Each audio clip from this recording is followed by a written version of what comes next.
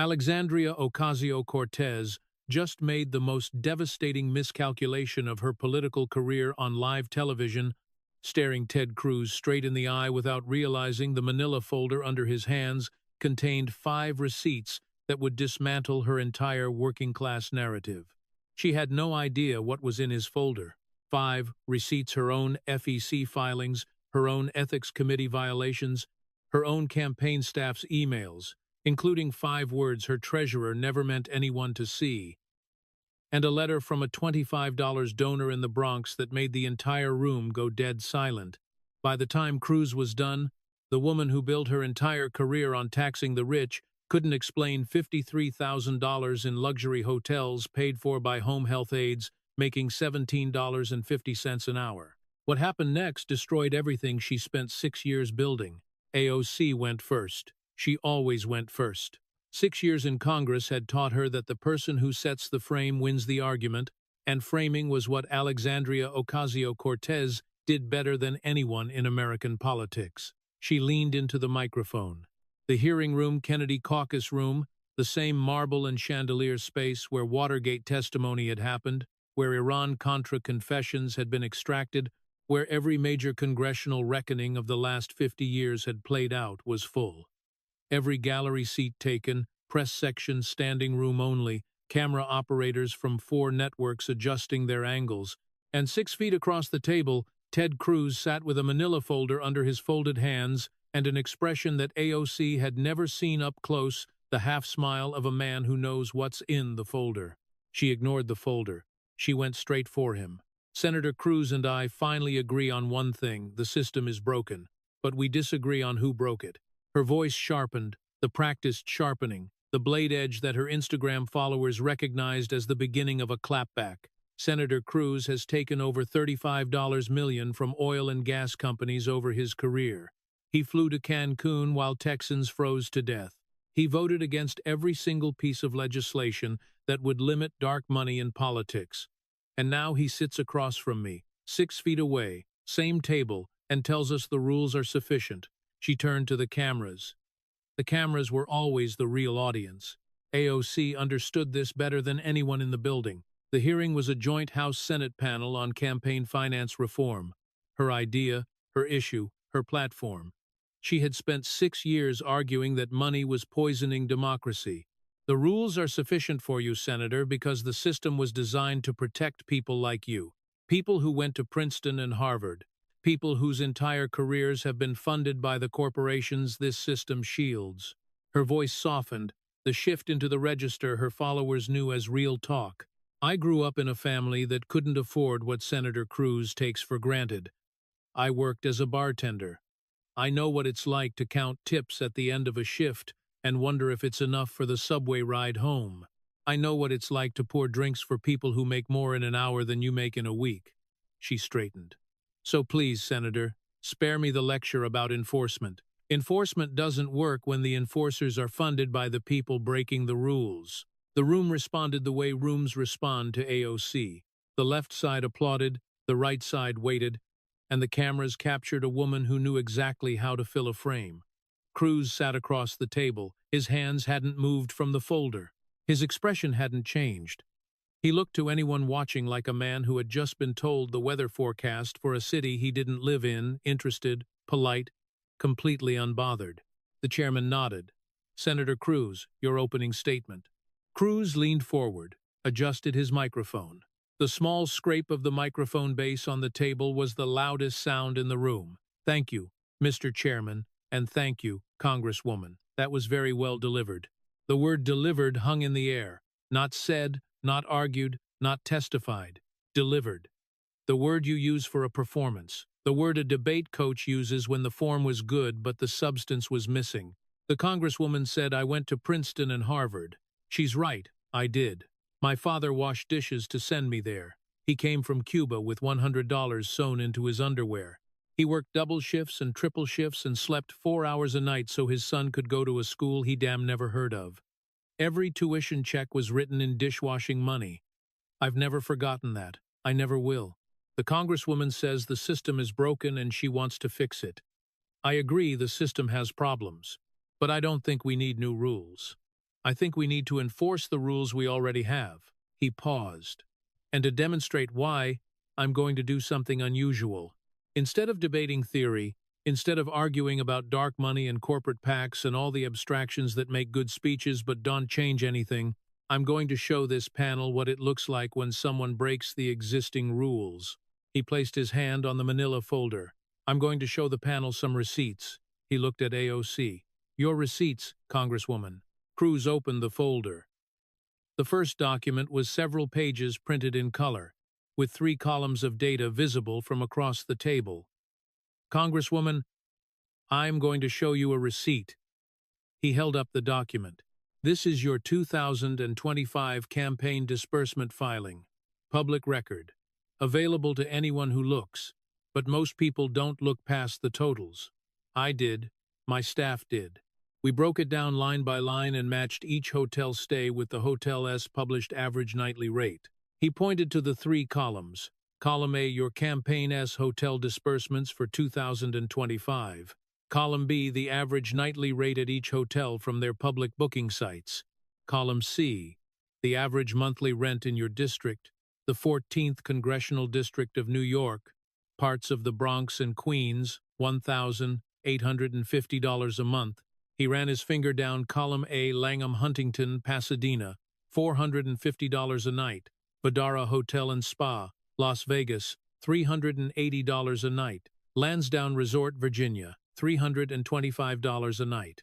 Arlo Williamsburg, Brooklyn, $275 a night. Hotel Palacio Provincial, San Juan, $4,000 for the stay, plus a separate line item of $10,743 in catering and meals.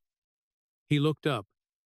"In total, Congresswoman, you spent $53,000 on luxury and boutique hotels in 2025 using campaign funds donated by people in your district whose average monthly rent is $1,850. He set the document down. "You spent more on hotels in 1 year than 3 of your constituents spend on rent in 1 year combined." AOC opened her mouth, the beginning of a response, the instinct to contextualize, to explain that campaign travel requires lodging, that these expenses are standard. Cruz didn't let her finish. "But that's not the interesting part. The interesting part is the timing." He turned to a second page, a calendar overlay with hotel stay dates highlighted in yellow and public event schedules annotated in red. "My staff cross-referenced your hotel, check-in and check-out dates with publicly available campaign event schedules, your own website, your social media announcements, local media coverage. On 3 of the hotel stays, Langham Huntington in Pasadena, Vdara in Las Vegas, and Arlo Williamsburg in Brooklyn, there was no scheduled campaign event, no fundraiser, no town hall, no public appearance within 48 hours of your check-in or check-out." He looked at AOC. 3 hotel stays. "No campaign purpose listed, no event within 2 days in either direction. Just a nice hotel on your donor's dime." He tapped one of the highlighted entries. "I want to focus on the Arlo Williamsburg for a moment because this one is special. The Arlo Williamsburg is a boutique hotel in Brooklyn. It's in New York City. Congresswoman, your city. The city where you live. The city where your district is. You rented a hotel room at $275 a night with campaign funds in the city where you already have a home." He let that sit. "There are people in your district who sleep 3 to a bedroom because they can't afford a 1-bedroom apartment. And you used campaign donations to rent a hotel room in the same city where you own a residence. I'm trying to think of a way to explain that to Elena Dominguez. I can tell you." He paused. When he spoke again, his voice had changed. Not sarcastic, not prosecutorial, personal. "My father came to this country from Cuba with $100 sewn into his underwear, literally in the fabric. He washed dishes in Austin, Texas, for 50 cents an hour. He worked his way through school. He slept on the floor of a friend's apartment because he couldn't afford a bed, let alone a hotel. He never stayed in a hotel he couldn't pay for with his own money, not once in 50 years. If I had told my father that one day a member of Congress would spend $53,000 of other people's money on luxury hotels, including a hotel room in the same city where she lives, while giving speeches about fighting the oligarchy, he would have looked at me and said, 'Midge, that is the oligarchy.' AOC shifted in her chair. Her hand moved to her papers, the instinct of a woman looking for talking points that would address what was happening. Her chief of staff, seated in the row behind her, had already pulled out a phone and was typing with the focused urgency of someone drafting a damage control statement before the damage was finished. And Cruz continued, flipping to an annotated page. Your campaign paid for meals at a restaurant in Las Vegas where the sushi tasting menu is $150 per person, at a seafood restaurant on the Strip where entrees exceed $100, and at a restaurant in San Juan, Puerto Rico, where the espresso martinis are $24. He closed the page. This was during your Fight Oligarchy tour with Senator Sanders, the tour about how working people can afford to live. He looked at her. You fought the oligarchy from a $4,000 hotel room, Congresswoman, with a $24 espresso martini in your hand. Cruz didn't wait for a response. He turned the page in the folder the way a lawyer turns exhibits in a deposition methodically, without permission, as though the conversation were his to sequence, and AOC were a witness whose schedule he controlled. Receipt 2. He removed a single document, a photocopy of a government form with 2 fields highlighted in yellow. This is a Congressional Spouse PIN application for your fiancé, Riley Roberts. PIN number 4471, issued March 3, 2021. I obtained it through a FOIA request to the architect of the Capitol. He held it up so the cameras could see the highlighted fields. The name field says Riley Roberts, spouse. That designation gave Mr. Roberts access to restricted areas of the Capitol complex. It allowed him to travel internationally on taxpayer-funded, sponsored trips reserved for members' spouses, and it qualified him for a free admission ticket to the 2021 Met Gala, valued at $35,000, under the gift exception that applies only to spouses. Cruz pointed to the second highlighted field. Below the name field is a checkbox. It reads, Is Spouse S financial information included in Member S annual disclosure? The box is unchecked. He set the form on the table. Same form, same page. Spouse in the name field, not spouse in the disclosure field. He looked at AOC. In law school, Congresswoman, we call that consciousness of avoidance. It means you structured your paperwork to get the benefits of a designation while avoiding the obligations that come with it. Riley Roberts is your spouse when it gets him into the Met Gala. He's a stranger when it's time to show the receipts. AOC's jaw tightened. Senator, this is a personal attack on my family and Congresswoman, I'm not attacking your family. I'm reading a form that you filled out. You checked spouse in one box and unchecked it in the next. I didn't do that. You did. He leaned back. What is Riley Roberts' net worth, Congresswoman? What stocks does he hold? What consulting contracts does he have? What companies does he have interest in, companies that might have business before the committees you sit on? We don't know. The Ethics Committee doesn't know. Your constituents don't know. Because you classified him as not spouse on every financial disclosure form for 4 consecutive years, while simultaneously using his spouse designation to obtain $35,000 in free gifts and restricted capital access. Cruz paused. You just gave this panel a speech about getting money out of politics, about transparency, about accountability, and your fiancé finances a man who walks the halls of Congress with a spouse PIN, who has traveled internationally on the taxpayer tab, who received a $35,000 gift under your name, are completely invisible to the American public. Congresswoman, that's not transparency. That's a magic trick. He reached into the folder and pulled out a second document, a spreadsheet, and it gets worse. My staff compiled a list of every benefit Riley Roberts has received under his spouse classification since 2021. He read from the spreadsheet. 1 Congressional Spouse PIN unrestricted capital access. 3 sponsored international trips classified as member and spouse travel: London 2022, Tokyo 2023, Munich 2025. Total taxpayer cost $47,000. 1 Met Gala admission value $35, and daily access to the House Member S dining room, the gym, and the cloakroom. He set the spreadsheet down. $82,000 in benefits. $0 in disclosed financial information. That's the deal. Riley Roberts got the benefits of being married to a member of Congress without any of the transparency that comes with it. Cruz leaned forward, the lean of a debater, not a senator, the lean of a man who spent 4 years on the Princeton debate team and had learned that the most devastating argument is the one that uses the opponent's own words. You stood in front of cameras at the Met Gala in a dress that said "tax the rich." You've spent 6 years telling the American people that the wealthy hide their money from accountability, that the system protects people who use legal loopholes to avoid transparency. He pointed at the spouse PIN application. What is this, Congresswoman, if not a loophole? Your fiancé gets an $82,000 ride, capital access, international travel, the Met Gala, and in return, the American people get zero information about his income, his investments, his clients, or his business interests. You are doing exactly what you accuse the wealthy of doing. The only difference is that you're redoing it on a government form instead of a tax return. AOC's jaw was tight. The muscles in her neck were visible, the tension of a woman holding back words she wanted to say. Senator, this is a personal attack on my family and I want... Congresswoman, I am reading a government form with your signature on it. If your signature on a public document is a personal attack, then perhaps you should be more careful about what you sign. Receipt 3. Cruz removed 2 documents from the folder. The first was a printout from a website. The second was a single page, an email printed with a header and body text visible. Your 2025 FEC filing shows 3 payments to Dr. Brian W. Boyle of Brookline, Massachusetts.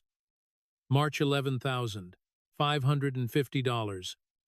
May $2,800.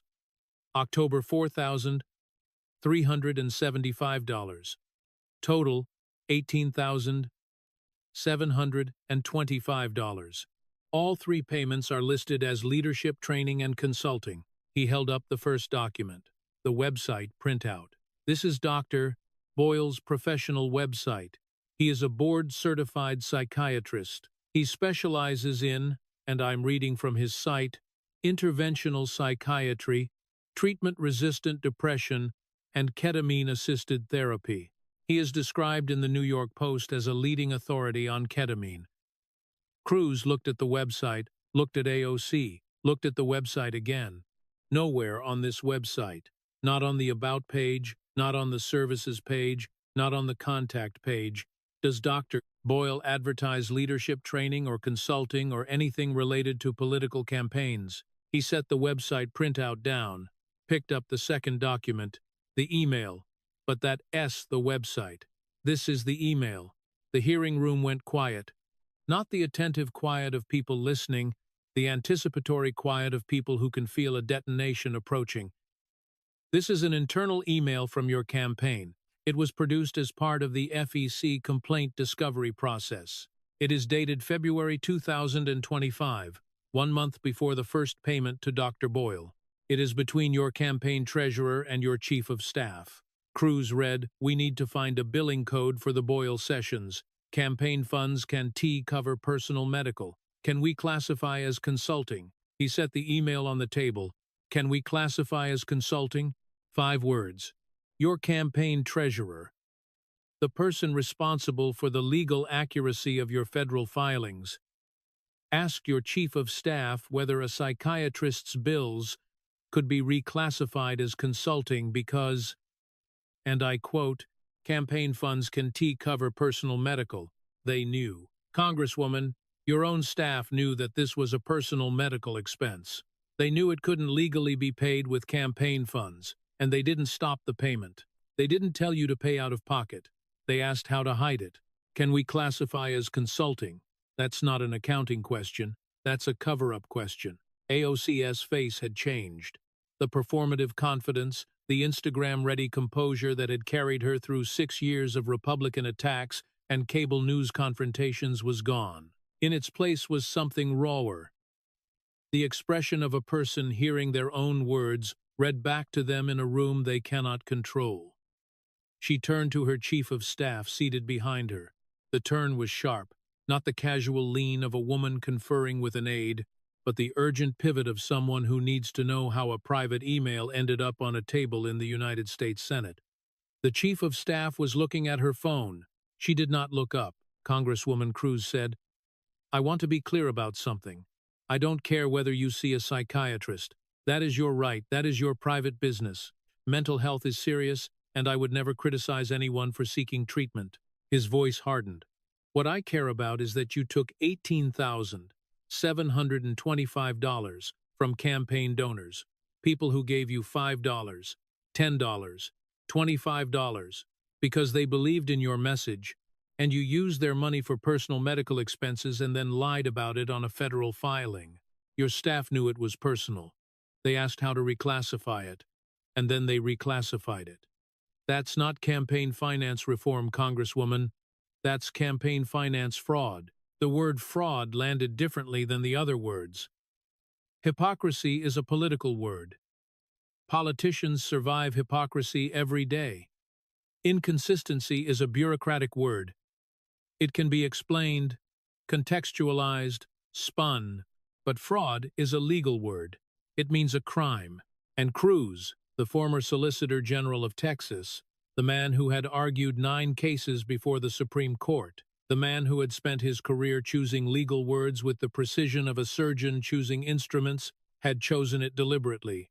AOC's hands moved to the table, both hands, palms down, fingers spread, the posture of someone who is physically bracing against something, not gripping, pressing, the way you press against a surface when the room is moving and you need something solid. Her chief of staff leaned forward from the row behind and placed a note on the table beside AOC's elbow. AOC did not look at it.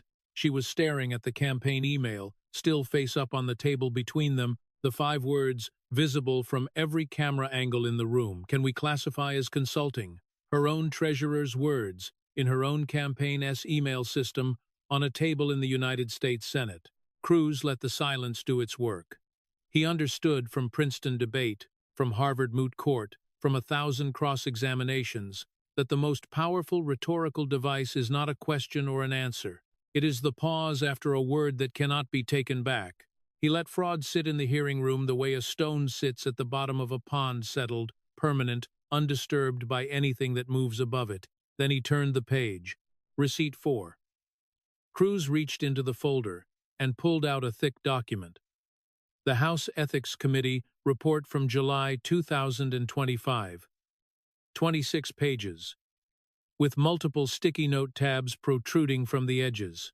He opened it to a tabbed page. Most people read the headline on this report: Ethics Committee finds AOC violated House rules regarding Met Gala attendance, ordered to pay $3,000. That's the headline. Most reporters stopped there. He held up the report. I didn't stop there. The footnotes are where the real story lives. He turned to a tabbed section. Footnote 117, page 19.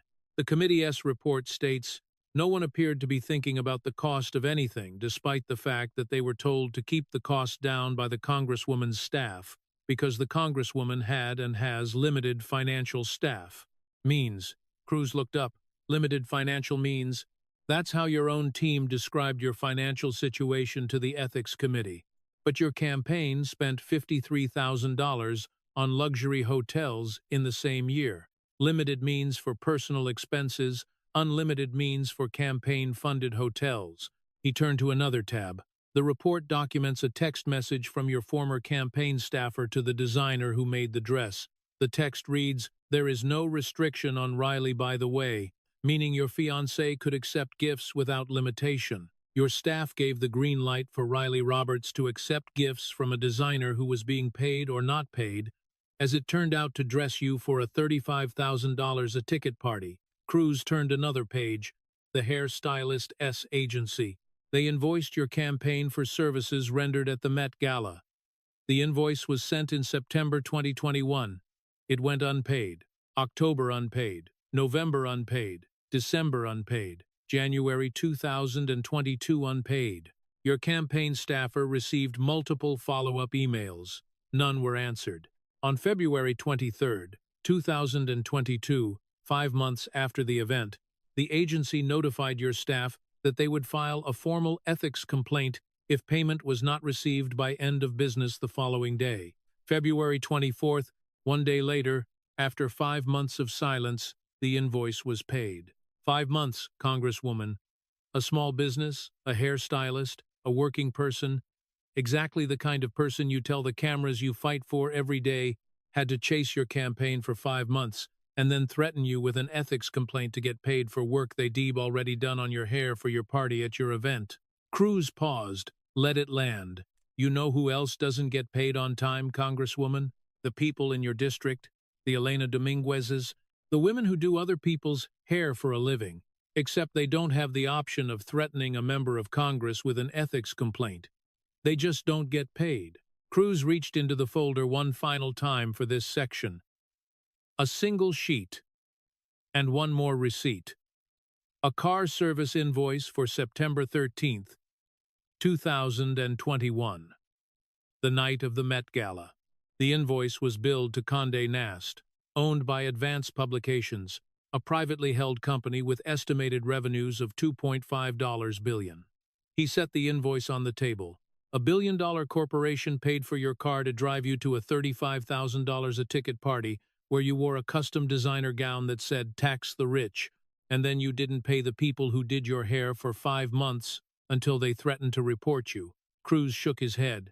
That dress didn't say "Tax the Rich," Congresswoman. It said "Tax everyone except me." Cruz closed the Ethics Committee report. He set it aside. He placed the FEC filing aside. He placed the spouse PIN application aside. He placed the campaign email aside. He cleared the table in front of him until there was nothing left except one piece of paper, a handwritten letter on lined notebook paper, the kind you buy in a 3-pack at the dollar store. Last receipt, Congresswoman. His voice was different now. The sarcasm was gone. The forensic precision was gone. What remained was something quieter, the voice of a man who had grown up watching his father count dishwashing money and who understood, in a way that no policy debate could capture, what it meant to earn $1 and trust someone else with it. This isn't from the FEC. It isn't from the Ethics Committee. It's a letter I received 3 weeks ago from a woman named Elena Dominguez. He held up the letter. Elena lives at 1,847 Grand Concourse, Apartment 4B. That's in your district, Congresswoman, the Bronx. She's a home health aide. She makes $17.50 an hour. She goes to people's homes and helps them bathe, helps them eat, helps them get out of bed. She changes sheets. She cleans wounds. She lifts people who can lift themselves. In 2024, Elena donated $25 to your campaign. That was the most she could afford. $25 is roughly 2 hours of her work. 2 hours of wiping someone's back and changing their sheets, converted into a political contribution. He read from the letter, "Dear Senator Cruz, I don't usually write to politicians. I'm writing because I saw on the news that Congresswoman Ocasio-Cortez spent $53,000 on hotels using campaign money. I donated $25 to her campaign. That's 2 hours of my work. I donated because she said she was a bartender like me, someone who knows what it's like. Now I find out she used my $25 and everyone else $25 for a $450 a night hotel in Pasadena. I don't know what Pasadena is, but I know what $450 is. That's more than my grocery bill for a month." Cruz set the letter on the table gently, the way you set down something that matters. Elena Dominguez works 40 hours a week taking care of other people's, parents and grandparents. She gets up at 5:30 inches the morning. She drives a Honda Civic with 187,000 miles on it. She parks in the lot behind the medical supply building on Grand Concourse between clients and eats lunch in her car because there's no break room when your office is other people's apartments. She donated $25 to your campaign because she believed you understood her life. She believed you when you said you were a bartender, that you knew what it was like to count tips, that you were fighting for people like her. She gave you 2 hours of her labor, 2 hours of lifting an 83-year-old woman out of a shower chair, 2 hours of changing sheets and cleaning wounds and doing the work that nobody thanks you for. And she converted those 2 hours into a political contribution because she trusted you.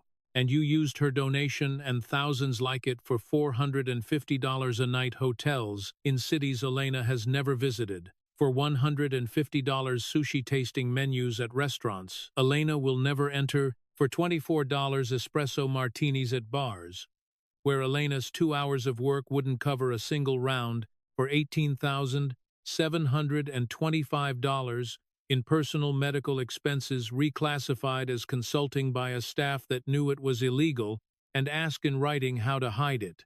Cruz's voice dropped. The sarcasm was gone. The wit was gone. What was left was the voice of a man whose father had counted dishwashing money at a kitchen table, and who understood in the bone, in the muscle, in the place where understanding lives when it comes from experience rather than education, what it meant when someone trusted you with their money and you spent it on yourself. My father washed dishes for 50 cents an hour. He never asked anyone to pay for his hotel. He never called himself a revolutionary while drinking $24 cocktails. He never flew to Puerto Rico on someone else's dime and ordered espresso martinis while giving speeches about the working class. He just worked, and when he came home at night, late, always late, smelling like grease and industrial soap, he counted his money. His money, earned with his hands, not donated by someone who trusted him, and he figured out how to make it last. You told this panel you want to get money out of politics, Congresswoman. I agree. Let's start with the $53,000 of other people's money you spent on hotels. Let's start with the $18,725 you spent on a psychiatrist and called consulting. Let's start with the $35,000 free ticket you took for a fiancé whose finances you refused to disclose. He looked at her.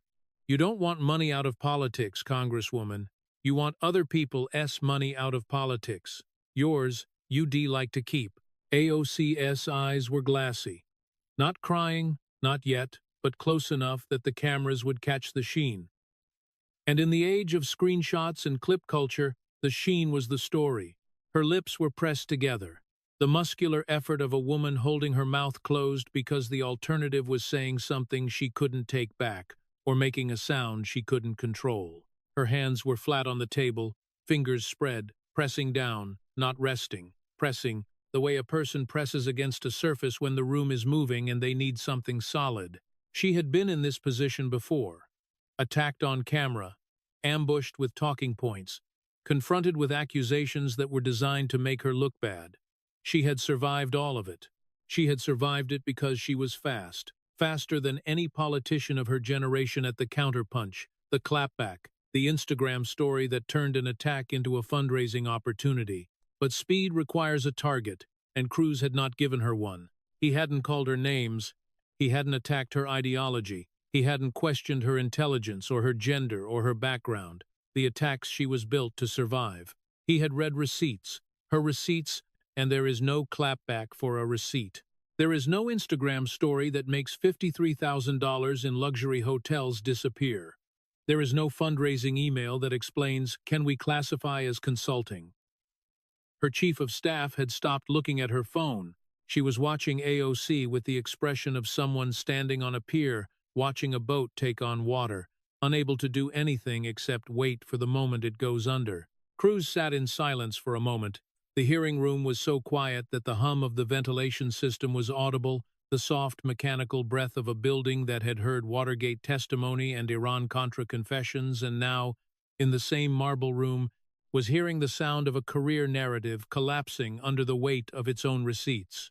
Congresswoman, Cruz said, you built your career on a story. The bartender who became a congresswoman. The girl from the Bronx who fights for working people. It's a great story. I genuinely mean that. The American dream says anyone can make it, and you made it, but stories have to be true. And yours stopped being true the moment you started spending campaign donations on luxury hotels while your donors count grocery money. The moment you filed your fiancé as a spouse to get free tickets and as a stranger to hide his money. The moment you paid a psychiatrist $18,725 and your own staff asked in writing how to classify it as consulting on a federal form. He paused. You were a bartender, Congresswoman. You know what a tip jar is. AOC looked up. The mention of the tip jar, the specific, concrete detail from the life she had left behind, registered in a way that the financial data had not. Her eyes focused on Cruz for the first time since the receipts had begun. People put money in the tip jar because they trust the person behind the bar. They believe they're going to get honest service for honest pay. They don't put money in the tip jar so the bartender can go stay at a $450 hotel in Pasadena. They put money in because they trust you. Your donors, Elena Dominguez, and the thousands of people like her, put money in your tip jar. $5, $10, $25. 2 hours of Elena's life. And you spent it on yourself. Cruz leaned forward. In any bar in America, Congresswoman, that gets you fired. The hearing room was silent. Not the performative silence of political theater. The genuine silence of a room full of people who have just heard something they cannot unhear. This hearing is about campaign finance reform. You want new rules. I want enforcement of the rules we have. But on one thing we can agree. The rules, old or new, mean nothing if the people who write them won't follow them. You don't follow them, Congresswoman. The Ethics Committee says you don't follow them. The FEC complaint says you don't follow them. Your own campaign emails, your own treasurer's words, say you don't follow them. He gathered the receipts into a neat stack, placed them back in the folder, closed the folder, set it on the table. So before we reform the system, Congresswoman, maybe you should reform yourself. The clip of Cruz reading the campaign email, can we classify as consulting, was posted at 1241 p.m. Eastern. By 3:00 p.m., it had been viewed 15 million times. By midnight, it was the most shared political clip of the week. The 5 words were printed on merchandise by morning. In any bar in America that gets you fired trended #1 within 30 minutes and held the position for 19 hours. AOC went live on Instagram at 8:00 p.m. The stream lasted 45 minutes. She cried. She called the hearing a coordinated right-wing attack designed to silence progressive women who threatened the establishment. She said the receipts were taken out of context. She said the hotel expenses were standard campaign travel. She said the psychiatrist payments were legitimate consulting services. She did not address the campaign email. She did not explain. Can we classify as consulting? She did not mention Elena Dominguez. She did not explain the 3 hotel stays with no campaign events within 48 hours. She did not address Riley Roberts' undisclosed finances. The comment section told the rest of the story. For every supportive message, "Stay strong, Queen," they re-scared of you. 3 others asked the same questions. What about the email? Where did Elena's $25 go?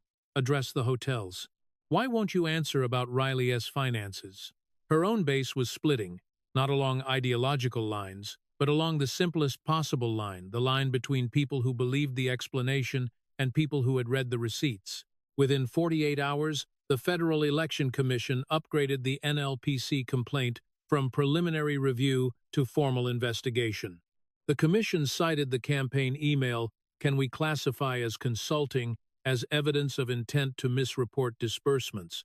An FEC commissioner issued a rare public statement. The email, if authenticated, suggests the misclassification was not inadvertent. The word inadvertent was doing the work of 1,000 legal briefs, because if the misclassification was not inadvertent, it was deliberate, and deliberate misreporting of campaign disbursements is a federal crime. The Office of Congressional Ethics opened a separate probe into Riley Roberts' spouse, non-spouse, dual classification. Specifically, the spouse PIN issuance, the undisclosed financial holdings, and whether the inconsistency constituted a willful circumvention of House disclosure rules. 3 campaign donors, including Elena Dominguez, filed a class action complaint with the FEC alleging that campaign funds had been used for personal expenses. The complaint cited Cruz's side-by-side analysis, the 3 hotel stays with no campaign events, and the campaign email. AOC's campaign treasurer resigned. No public statement. The resignation letter was leaked to Politico within hours. I can no longer serve in a capacity where my prior communications may be subject to further legal scrutiny. The word prior confirmed what everyone suspected: there were more emails. By the end of the first week, The House Ethics Committee announced it was reopening the Met Gala case, not the $3,000 already settled, but the Condé Nast car service payment and additional unreported gifts that Cruz had identified during the hearing. Investigative reporters digging into Riley Roberts' background after the spouse PIN revelation discovered that he held undisclosed consulting contracts with two technology companies that had active lobbying interests before committee's AOC served on. Total unreported income over 3 years, an estimated $340,000. The contracts had never been disclosed because Roberts was classified as not spouse on financial forms. AOC canceled the remaining dates of the Fight Oligarchy tour. Her campaign cited scheduling adjustments. Axios reported the real reason every remaining venue is in a hotel that will become the next receipt.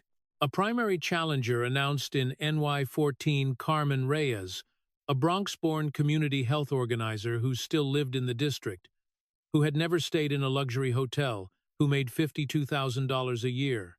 Her announcement video was 30 seconds long. I live here, I work here, and I can tell you where every dollar goes. She raised $180,000 in her first 72 hours, mostly from small donors in AOC's district. By the end of the second week, the DOJ's Public Integrity Section had opened a preliminary review of the psychiatrist payments. Elena Dominguez gave one interview to NY1, the local Bronx news channel. She was calm. She did not attack AOC. She said, "I'm not political. I just wanted to know where my $25 went." Nobody answered me. The senator from Texas answered me. The clip was viewed 8 million times. She became the face of small donor betrayal, not because she was angry, but because she was tired. AOC's approval rating in her own district dropped 11 points. For the first time since 2018, she was underwater among her own constituents. Among voters under 30, the demographic she had built her career on, approval dropped 8 points. Democratic leadership quietly removed AOC from the Financial Services Committee, the committee that oversees banking regulation and Wall Street accountability. No public announcement. The removal was noticed by roll call 2 days later. A senior Democratic aide told Politico, "You can't sit on the committee that regulates financial transparency when your own finances aren't transparent." AOC posted on Instagram, "They punishing me for fighting the system." The top comment, with 47,000 likes, said, "You are the system." Now, in a parking lot in the Bronx, the lot behind the medical supply building on Grand Concourse where the home health aides park between clients, Elena Dominguez sat in her 2009 Honda Civic and watched the hearing on her phone. She had won 5 minutes. Mrs. Bautista was next. Apartment 6C, 2 blocks east. The woman with the bad hip and the kind eyes who always said, "Gracias, mija," when Elena helped her out of the shower chair. 15 minutes in the car, phone propped against the steering wheel, the cracked screen showing a hearing room in Washington that looked like it cost more to build than every building on her block combined. She didn't know Cruz had read her letter until her daughter texted at 12:47 p.m., "Mommy, you're on TV." She watched the clip. She heard her own words, her handwriting, her sentences, her $25 read aloud by a senator from Texas she had never met and would probably never meet. She saw AOC's face, the glassy eyes, the pressed lips, the hands flat on the table. Elena felt nothing. Not anger, not satisfaction, not vindication.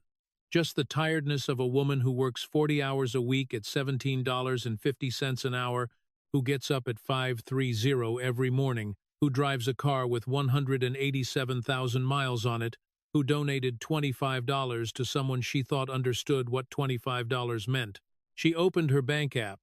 $347.12. She looked at the number, the way she looked at it every day, not with anxiety, not with despair, but with the flat attention of a person who has learned to know exactly where she stands at all times, because standing anywhere else is not an option. $25. Not a lot of money, but every dollar in that account was earned. Every dollar matched a shift. Every dollar was accounted for. She closed the app, put the phone in her bag, got out of the car, walked 2 blocks east to Mrs. Bautista's building, took the elevator to the 6th floor, knocked on the door. Hola, Doña Bautista. Hola, Mija. Come in. Elena helped her out of the chair, helped her into the bathroom, helped her into the shower, waited, helped her out, dried her back, helped her into clean clothes, made her tea, sat with her for a moment. Gracias, mija, de nada. That was the job. No hotel, no martini, no leadership training, no espresso, anything. Just the work. The quiet, invisible $17.50 an hour work of keeping someone's grandmother alive and clean and dignified. Elena picked up her bag, drove to the next client, parked, checked her phone. 3 missed calls from numbers she didn't recognize. Reporters, probably. She didn't call them back. She went to work. In a house in Houston, not a large house, not a small house, the kind of house a man buys when he has spent enough years washing dishes to understand exactly what a house costs, Rafael Cruz watched his son on television. The television was in the living room, the sound was up. Rafael didn't need subtitles. He had been watching American politics in English for 50 years, since the day he arrived in Austin with $100 sewn into his underwear and a vocabulary of maybe 300 words, most of them wrong. When Ted said, "My father washed dishes for 50 cents an hour," Rafael closed his eyes. He didn't close them because the memory was painful. He closed them because the memory was precise. He could feel the dishes, the ceramic plates, the stainless steel pots, the cast-iron skillets that weighed more than his son had weighed at birth. He could feel the water, too hot, always too hot, because the restaurant owner believed hot water cleaned faster, and Rafael's hands weren't worth adjusting the temperature. He could feel the grease, the particular grease of American restaurant kitchens, the mixture of beef fat and fryer oil that embedded itself under his fingernails and wouldn't come out no matter how much soap he used. The grease that his wife could smell on his hands when he came home at midnight, and that she never complained about, because she understood that the grease was the price, and the price was worth paying. $100 sewn into his underwear. Not a metaphor, not a campaign line, not a story his son told at fundraisers to humanize himself. The actual American currency, a 50 and 220s and a 10, folded flat and stitched into the waistband of his underwear by his mother in Havana, because she had heard that the Americans searched your luggage, but not your clothes, and because $100 was everything she had saved in 2 years, and because her son was leaving and she wanted him to arrive with something. He arrived with something. He arrived with the money and the underwear, and 300 words of English, and a willingness to wash dishes that didn't belong to him, so that one day the dishes and the house and the degree and the life would be his. His son was a senator. Princeton, Harvard Law, 9 arguments before the Supreme Court, chairman of the Commerce Committee. That was the story, not the $100, not the dishes, not the grease. The senator, the boy who had stood in the kitchen of the Austin apartment where Rafael counted his dishwashing money and said, "Papi, I'm going to Princeton." And Rafael had said, "What is Princeton?" And Ted had said, "It's a school." And Rafael had said, "Is it a good school?" And Ted had said, "It's the best school." And Rafael had closed his eyes the same way he was closing them now, and had not cried because men who wash dishes for 50 cents an hour do not cry in front of their sons, but had understood in a place deeper than language that the $100 had worked. He opened his eyes. On the television, the Congresswoman was sitting with her hands flat on the table. She was not speaking. His son was speaking. His son was talking about tip jars and bartenders and the difference between earning money and spending someone else. Rafael knew about that difference. In Cuba, the people who spent other people's money were called the government. In America, they were called different things, but the principle was the same. You earn it or you take it. There is no third option. The Congresswoman took it. She took $25 from a woman who wipes elderly people's backs for a living and spent it on a hotel in a city Rafael had never heard of. His son was explaining this calmly, with receipts.